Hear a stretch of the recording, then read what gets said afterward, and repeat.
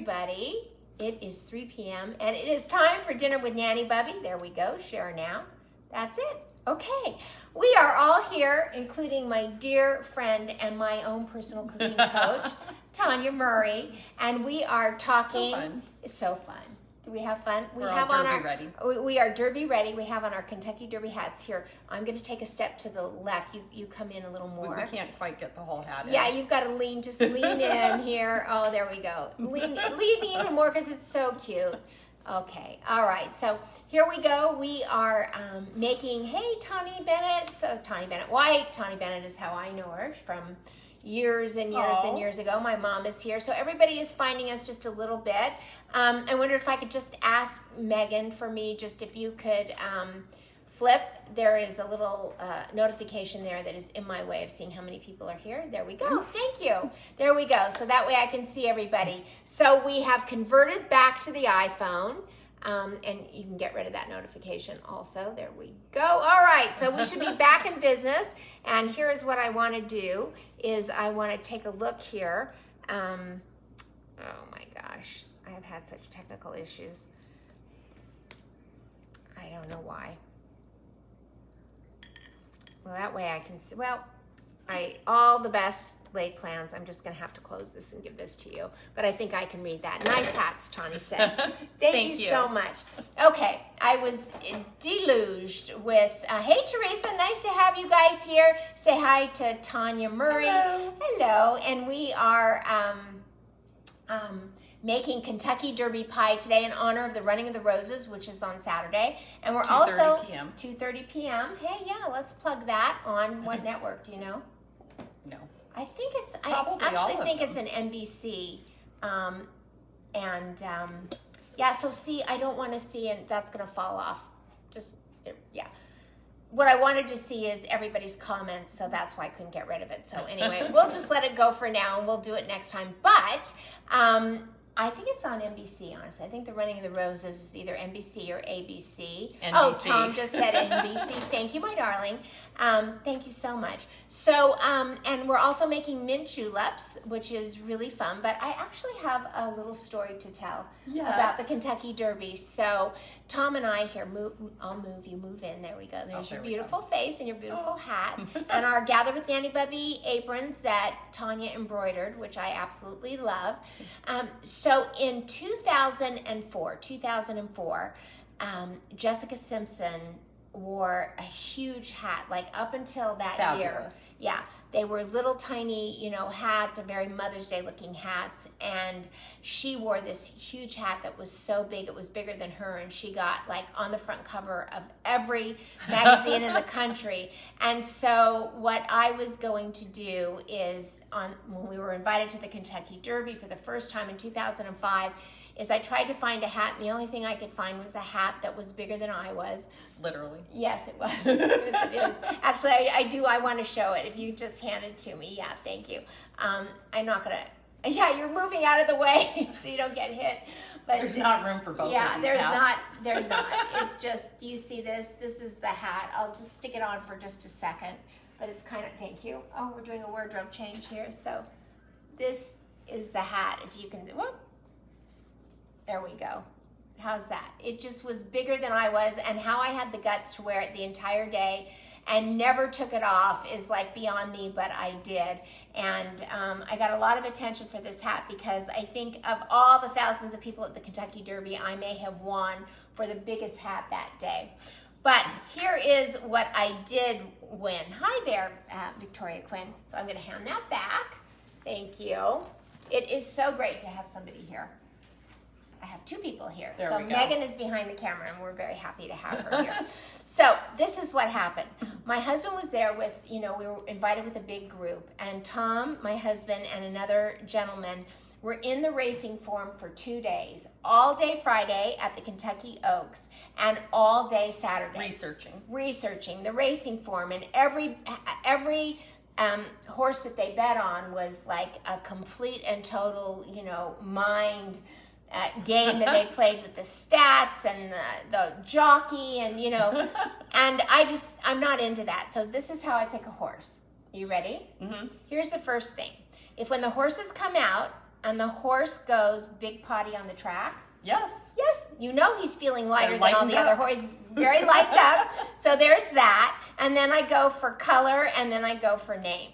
And I picked on color also. Oh, yeah. I did not fare well, but I felt good about my decision. Yes.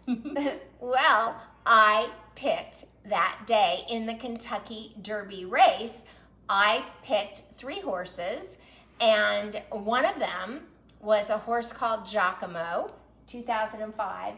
And Giacomo was rated as the biggest long shot in the history of the Kentucky Derby. He ran at 50 to 1, and I bet on him. And he won. So I just want to show you, but there's the cutest little story to go with it. So here is the winning poster. Oops, I'll tilt it so you can see. And my mom's boyfriend actually asked me to place a bet on him, which I did. I placed a bet on the long shot that day for him and for me. So here's what happened, though. This is the cutest thing, is that where we sat on the track was past the finish line. So where my fingers kind of come together, that's the center of the track. And then we were seated over here right where the curve began.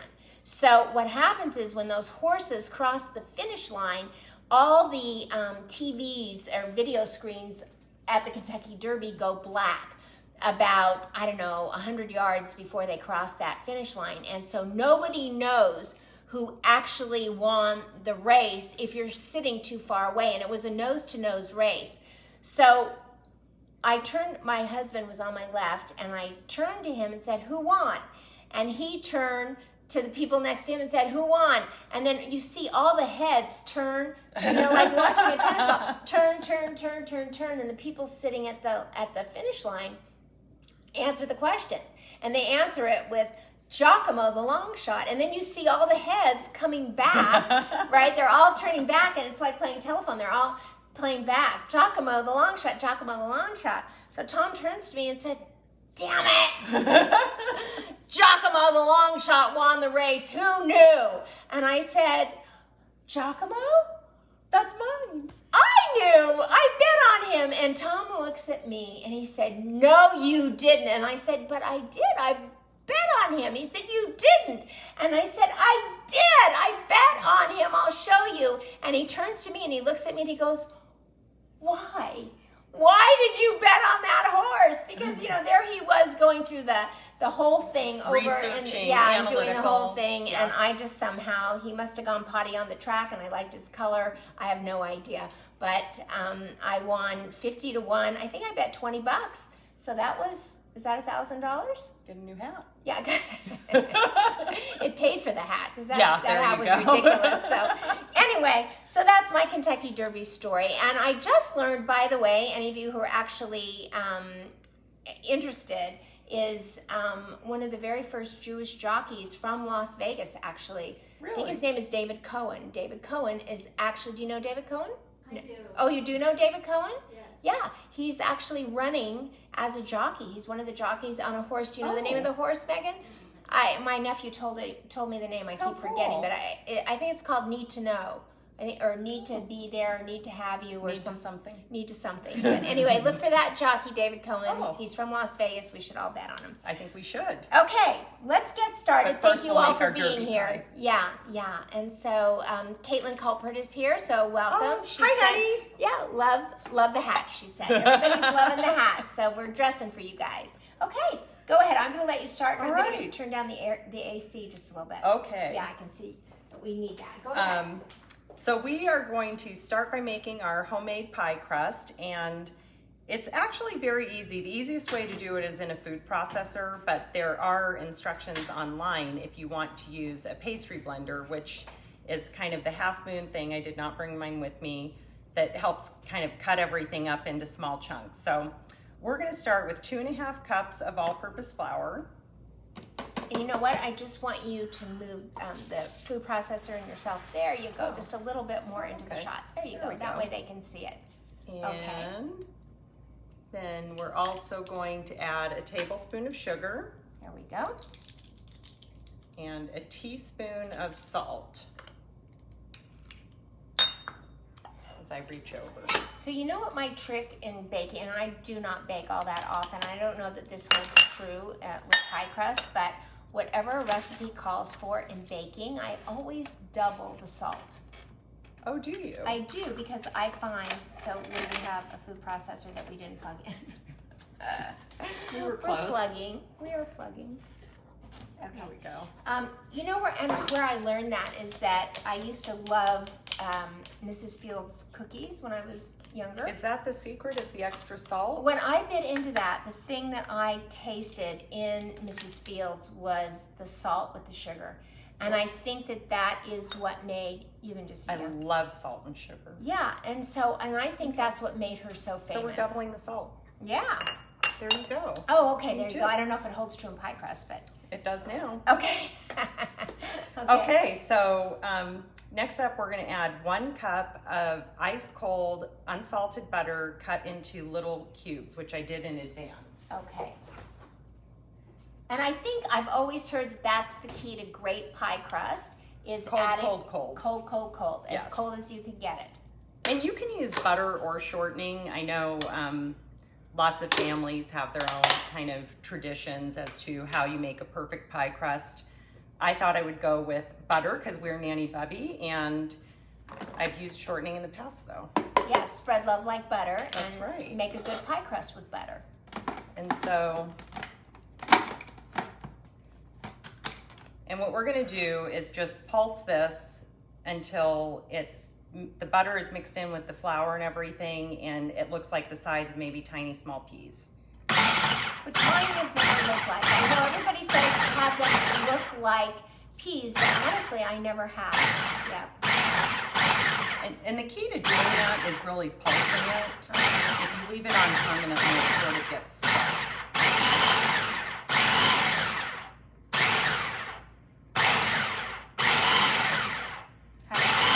It's coming together. I can see that it's starting to.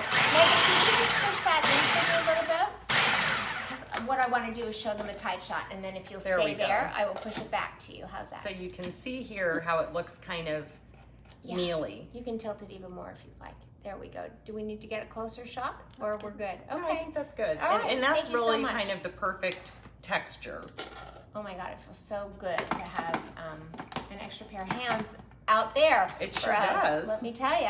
And Vicki Quinn said, Tom, I worked for Frankfurtita at the Bingo Palace in the race book and on the condition of the track and everything. She had to report on it. So go ahead. Oh, how fun. So the next thing we're gonna add, typically it says to do ice water. And again, this goes back to wanting to have all of the ingredients super, super cold so that it comes together the right way and nothing melt, because you don't want any of your shortening to melt or anything, because Right. that'll impact whether your crust comes out nice and flaky. So I did a little bit of research though, and I found out one of the reasons you don't want to do a lot of handling of the pie crust is because it will develop the gluten. Right. So that's why when you roll it out, you want to just handle it as minimally as possible. So in doing my research, I came across this tip of using vodka or bourbon, and you get the alcohol cooks out when you're baking it, but the lower water content keeps it from developing the gluten. So it makes the whole process of doing your pie crust a lot more forgiving, which And so, I was all for, because I think pie crust can be intimidating. oh, I fail frequently at pie crust, but I'm not a great baker. You're not going to anymore though. No, I'm not, because I'm gonna not only put bourbon in it, but maybe I'll take a shot. There you go. I don't like. I mean, it's gold. I don't drink anything gold except Grand Marnier. But let me just ask you this: That's fine. Does this need to be cold? This does not need to be cold. Okay. I mean, I probably, if I was planning in advance, I would stick it in the freezer, but I think it's fine. Well, we did plan in advance. We don't want you to think we showed up here 3 minutes before. No. So we're gonna do, it says 4 to 8 tablespoons in the recipe. So I'm gonna do 4, and then I'm gonna pulse it and see what kind of, because all we wanna do is make sure it just barely starts coming together. Okay. So 2 tablespoons make an ounce. Do you want me to grab, or you've got it? You've got it. There we go. Okay. That's gonna smell amazing when it's baking, isn't it? It smells like the Derby.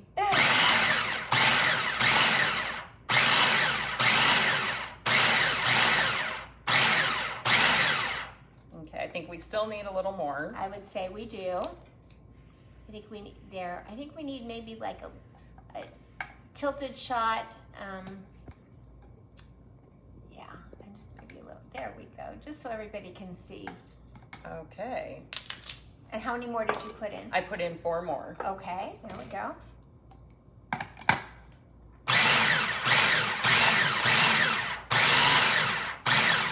That's coming together now. Yeah.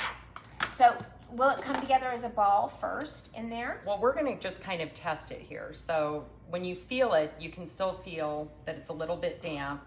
And so we're gonna process it a little bit more, but we just don't wanna get too much liquid in there. Okay. It's kind of like bread. You have to just be, I think, patient and just let it play out in its own way. And humidity really can affect it too. Oh, look at that. It's really starting to come together. And we're just going to process it just enough that it will make a ball.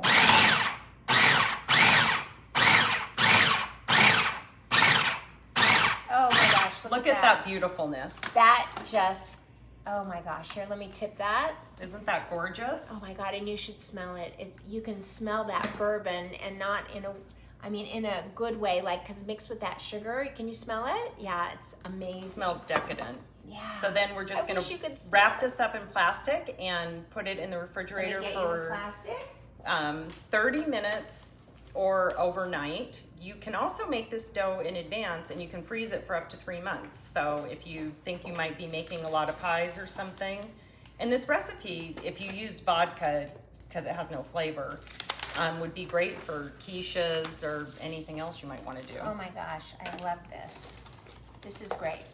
We're gonna have to post this recipe. By the way, I really wanted to tell all of my gatherers who are here every day, hey there, Heather, that the recipe I made yesterday, which is the saffron lemon chicken, was not good.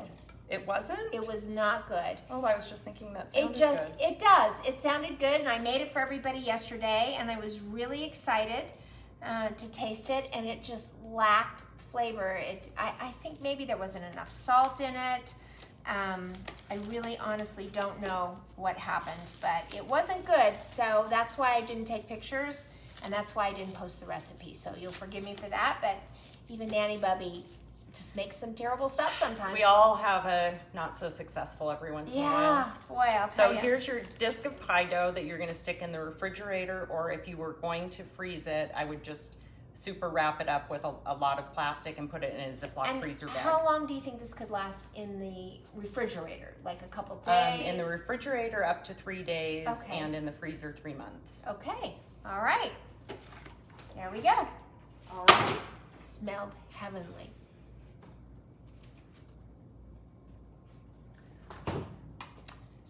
So the next thing will be to roll out our pie crust. Do you want to do cocktails while I roll? Oh yeah, that's a great idea. I was going to ask you if you needed to make that room temperature. And so we're done with the food processor, so I'm going to put it off to the side so that you have some room. And I will grab everything. How about if you go that way and I'll do this way for this part.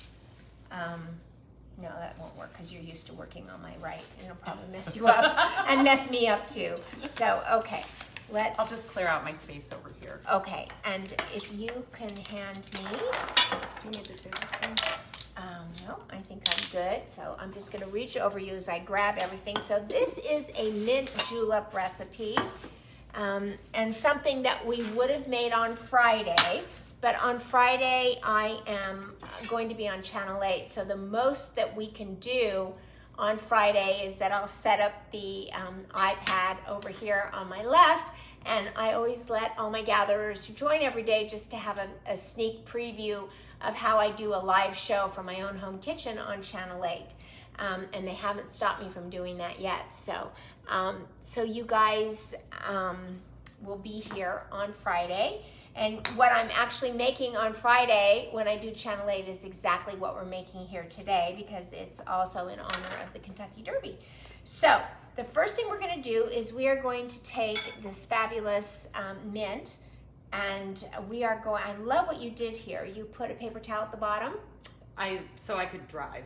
Yeah. Without spilling. But it worked actually really well. It did, and because put it in a Ziploc bag so it kept some humidity. Yeah, so this is a little jar with a paper towel at the bottom, which is quite lovely. And this is chocolate mint right here, if you can see the dark brown. And then on this side is orange mint, and this came right out of Tanya's garden, which I find to be absolutely amazing. She has probably a story to tell about her little farm. Yes, which is great. It is turning into a farm. It is, mine is too. So let me ask you this, what would you like, which mint do you think I should use? I thought the chocolate mint would be fun because that kind of ties into our Derby pie. It does, okay. And also though, I think bourbon and orange sounds good too. So should I mix them, do you think? Yeah, because orange goes with chocolate. Yes, orange chocolate. Okay. All right. So we're going to take, so this is my pestle and mortar, my new fabulous item that I bought online. I love it. It's white marble, and there's nothing I love more than white marble. And I am just going to skin the leaves right off this chocolate. And then I'm going to grab the orange as opposed to the beautiful chocolate, which I can't wait to taste this. And we are going to just skin off these leaves, put them into the mortar. And oh, you can smell the mint. It's just unbelievable. Unbelievable, so great. Okay, and then I'm gonna, this is the mortar and this is the pestle. I having never had one before, if you can imagine, that I actually didn't know exactly what to do. So, so I'm just gonna muddle this around and mix it up, which is fantastic. I just wonder if we can just like tilt that camera just a little bit and move it just a little bit closer, just in time for them to see this. There we go. Okay, that's it. So I have Megan Wood here. Megan is an intern who goes to the Las Vegas Arts Academy, and she's interning with us today, and probably for a few weeks or months. I don't know, however long it works out, and she wants to be here. I'd love to have her. She's been a great deal of help already, and she just kind of came to watch today, but we put her right to work. Okay, so there we go. So we are going to take this mint and we are going to throw it right here into our shaker. Let's see who else is here. Michael Heath is here. Arlene is here. Hey, Arlene. Love the hats. Well, you came a little late, so you got to see, this is Tanya's hat. Check this out. Hi, Arlene. There you go.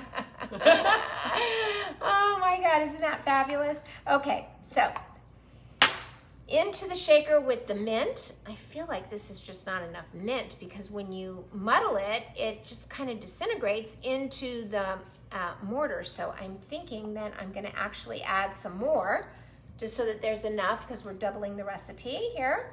So that, I think, is a tip that I want to give to all of you, is that when you take something as soft as mint leaves and you muddle them, you lose a bit of the consistency of it. It's not near as much as what you would think. So I'm going to use one more and put that in. There was a little bit of orange in there. I'm sorry, forgive me for showing you just the top of my head here and my hat problems. Yeah. Okay, I just want to make sure you can see, and I put the shaker right in front of you, so I don't know how you saw anything. I apologize for that. And let's just muddle this, break it all up. See if I can just move a little bit closer so that you can all see me. Just tilt down a little bit. Thank you. And here we go.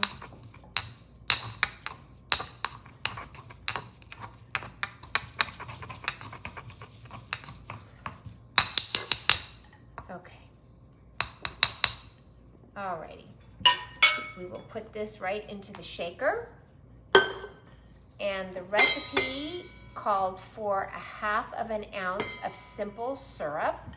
So I'm gonna go ahead and add,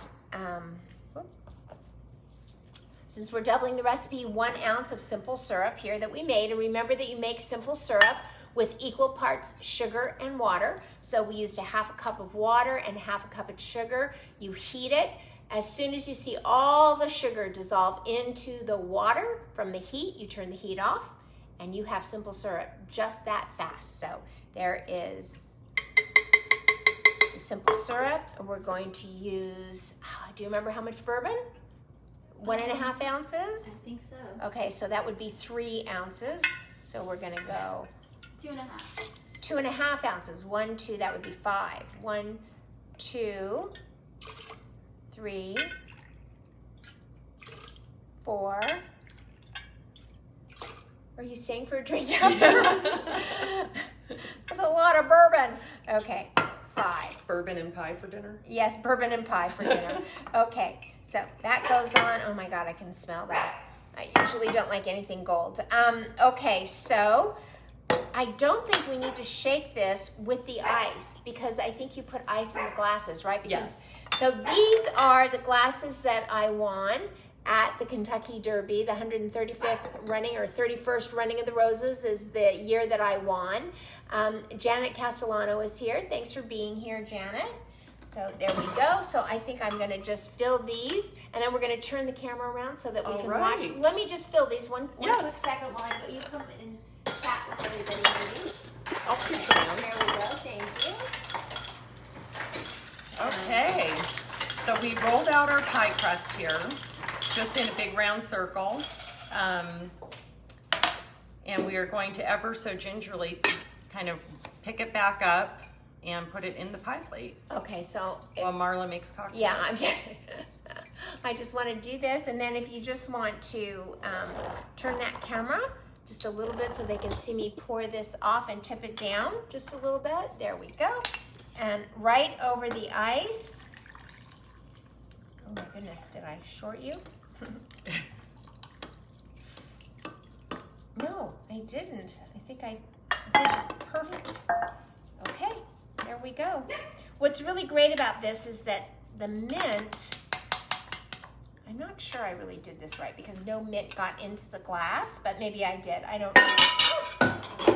And I haven't even started drinking yet.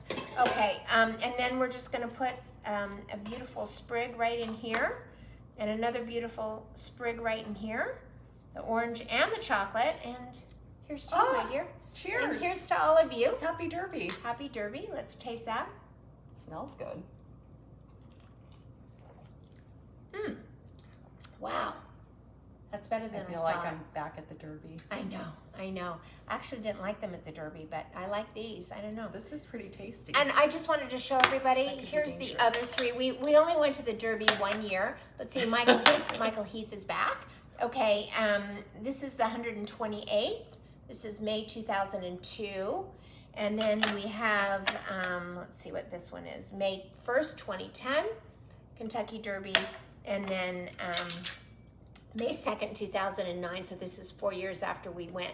We've not been back, but I would love to go back because it is just so much fun. There's so much tradition, and honestly, the tradition that we lost in 2020 for everybody's everything that we all were used to doing, it's such a great thing to see the Kentucky Derby, which is America's most wonderful tradition, coming back in 2021, so it's just great. So, okay, if we can turn the camera, there we go, just towards Tanya, there we go. Okay, and tilt down just a little bit to get more pie than hat. There you go. Okay. So we laid the pie crust in the pie pan here and then let it go over about 1 inch, if you can see that, and cut around. And then what we're doing is tucking it under. And that's how you're gonna make that pretty fluted pie crust. And I'm trying not to overhandle it. Now the other option that I have done many times is to buy a frozen pre-made crust.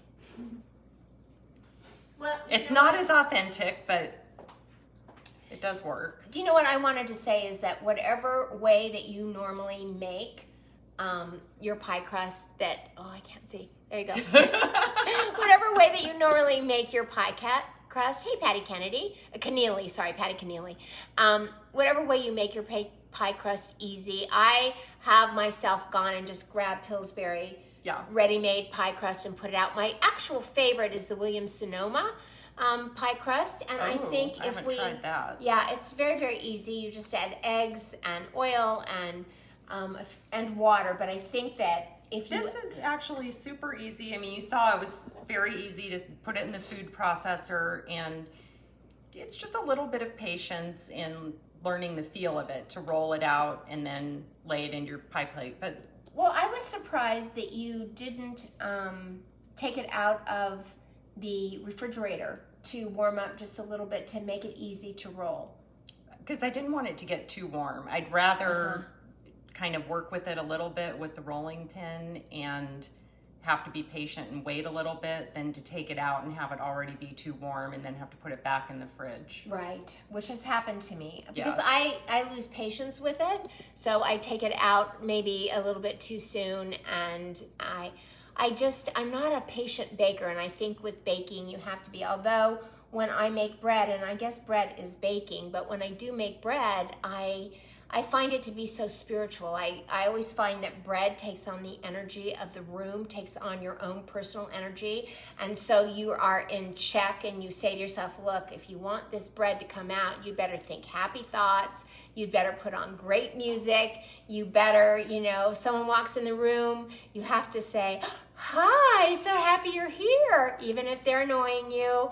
And you've got to stay in a really pleasant place or your bread does not come out. It comes out tough, or it doesn't rise. There's just all kinds of things that happen with bread. And so bread to me is my spiritual guide. I've got to tell you. I think it's kind of meditative baking because it Yes. forces you very much to slow down and be in the moment. Yes. Well, and cooking, right? If you're not in the Yes. moment, when you're cooking at all, you're going to slice off a finger. Oh, there we go. Our handy dandy, if you were not with us for tomato pies, these are silicone pie crust rings. I love You can get this. them on Amazon, and they are so much easier than wrangling with it with tin foil or anything. And the nice thing is the crust still cooks underneath it. It just doesn't get burned. So Yeah. I love these. So I'm going to stick this back in the refrigerator All while right. you make the filling. Am I making the filling? Okay, let me grab, as you know, I believe full-heartedly that you always need to have a recipe, even if it's a recipe that you wrote yourself. When you're in the middle of making it, you can just completely forget everything or one thing that actually makes, because you're so used to making it, you just forget, just like the main ingredient that makes it so special, and everybody sits down to eat it and you can't understand what's missing, what doesn't take, and then you go, oh my God, I forgot to put the sugar in, or oh my God, I forgot to put the vanilla in, or oh my gosh, I forgot to put the saffron in, which last night I wish I had forgotten. So anyway, okay, so the recipe starts out with a half a cup of flour, which we're going to put in here. Here's a half a cup of flour. We are going to put in a full cup of sugar. There we go. Let's see who just joined us. Everybody is just...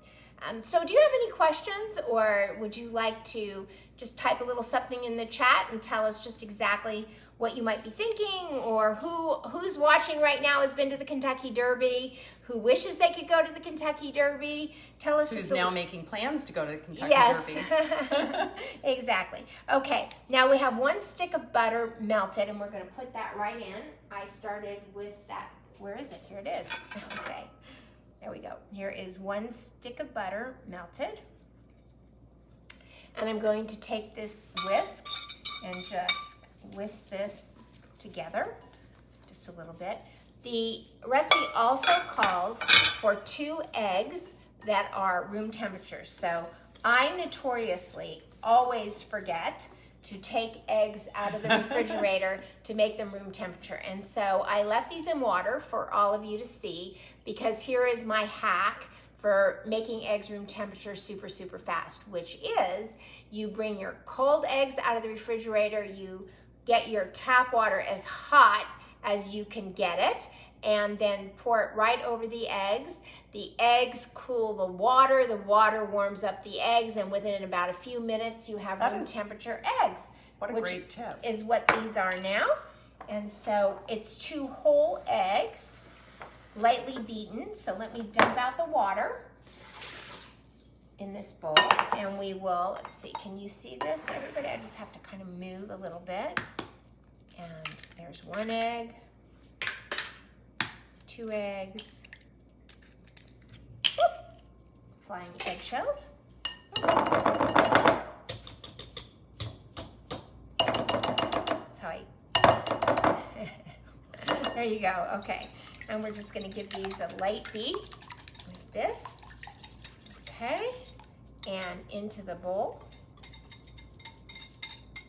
There we go. And if you want to just mix that, I'll measure out the walnuts.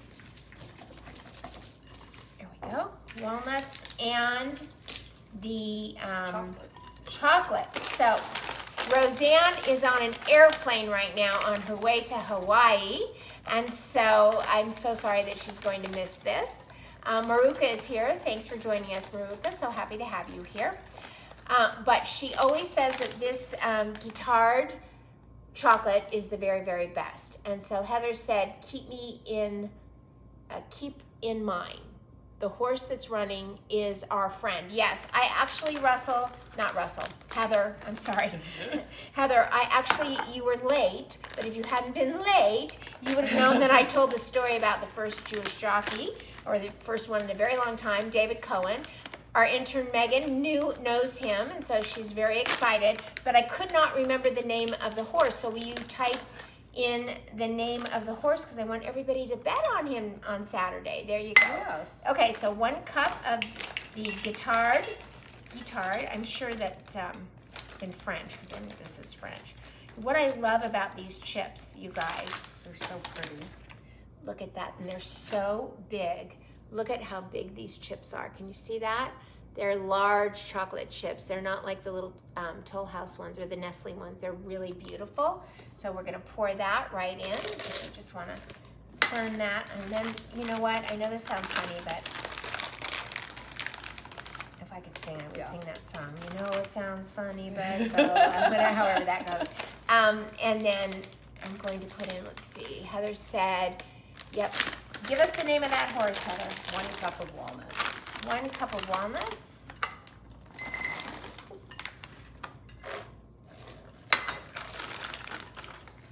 Did we do the vanilla? We did not. Thank you for remembering. So let me just tell you about the vanilla. As you know, I had my first cooking confidence coach student yesterday. And one of the things that we made together was this homemade vanilla. And so it's gonna take 60 days for it to actually become vanilla. It's vanilla beans and vodka, and there's a recipe to it. And I really wish that we could use this today, but it is not ready. It'll take 60 days, but I wanted to share it with you because one of these days it will make a great thing for all of us to do here on Nanny Bubby's Daily Show. It's time for dinner. Okay, and so this is a vanilla paste. Ooh. There we go. Got a little overzealous with the vanilla. I've never seen vanilla paste. Well, the great thing about vanilla paste is that it smells so good. Doesn't it? Oh my gosh. Yeah, smell that. It's fabulous. Okay. It'd be good in the So bourbon. it measures just like regular vanilla extract, but it also has in it like the little tiny beans in it, and so when you bite into whatever it is you're eating, you can actually see like vanilla bean ice cream, all the little beans in it. So that's great. Okay, that's the whole thing. That's pretty easy. You don't have to pull out a mixer. You can use a fork, you can use a whisk, you can use whatever you like, and you have yourself a derby pie, which comes out, and we're gonna heat this at 325. Yep. Okay, let me heat up the oven. We did not preheat, so it's gonna take a few minutes. Okay.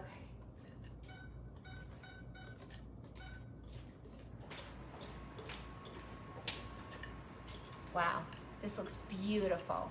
Let me just pull you in a little bit here. There we go. Look at that.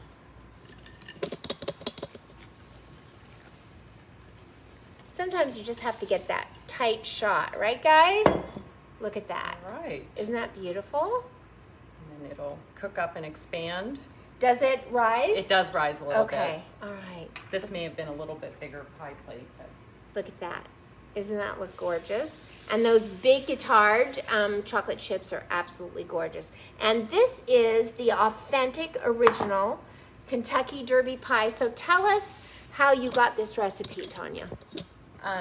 my mom and Jeff, my parents, used to go to the Kentucky Derby for, gosh, like 15 years. Oh, looking at the right camera here. Yeah. And so it started out, they went together, and then Jeff and his friends turned it into a guy's trip. And so he came home one year with the recipe for Kentucky Derby pie. Oh. And it is now one of my family's favorite recipes. Zach actually requests it for his birthday, so. Oh, is that right? Yeah. Oh, that's amazing. Yes. I can't believe it. And So it's great flavor. I'm sure it looks it. So we have our mint juleps. This Yes. is mine and that is yours. Okay. And here's to David Cohen. I don't know that my sister actually, Keep Me in Mind. That is the name of the horse. Keep Me in Mind. Keep me in mind. There we go. Okay, Heather, sorry. I kept seeing Keep Me in Mind, but I was thinking you were actually telling me something. I'm like, I always have you in mind, Heather. What are you talking about? So that's the name of the horse, Keep Me in Mind. And David Cohen is the jockey. He is from Las Vegas. He is from Jewish Las Vegas, which I love that. And so if there is such a place or a thing, I'm just facetiously saying. There is now. Yeah, there is now. Cheers. Here is to the Running of the Roses, the 2021, where our new traditions, our old traditions are coming back again in 2021. We can all say a high five on that, right? Absolutely. We can all make a mint julep toast to beautiful American traditions coming back for all of us. And so I have a question for Tanya. Hey, Yes. Doug, you came in late, but we are having a great time. Thank you for being here. I do have a question. Okay. Do we have a done pie, or are we going to stick it in right now and take a picture? We're going to stick it in and take a picture. Okay, there you go, everybody. So have a great day. Enjoy your day. Thanks so much for being here. And all of us together, remember, let's say it on the count of 3. 1, 2, 3. That's 4. 3. Go out and, ready? Spread love like butter. Thanks, everybody. Bye.